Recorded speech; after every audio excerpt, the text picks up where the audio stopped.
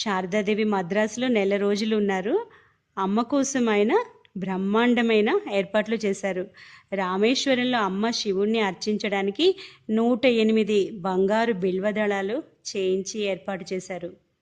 అమ్మ బెంగళూరులో ఉన్నప్పుడు ఒకరోజు సాయం సమయంలో తన సహచారిణులతో మఠం వెనుక ఉన్న ఒక గుట్టపైకి ఎక్కి నుంచొని సూర్యాస్తమయాన్ని తిలకిస్తున్నారు. విషయం తెలుసుకున్న రామకృష్ణానంద స్వామి భావావేశంలో అమ్మ పర్వతవాసిని అయింది అన్నారు.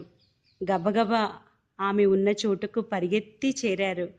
భావ గద్గద స్వరంతో ఓం సర్వమంగళ మంగళ్యే శివే సర్వార్థ సాధికి అని స్తుతిస్తూ అమ్మకు పాదాభివందనం చేశారు. అక్కడ ఒక దివ్య వాతావరణం నెలకొంది. ఇప్పుడు ఆ ప్రదేశంలో ఒక మందిరం నిర్మించబడి ఉంది.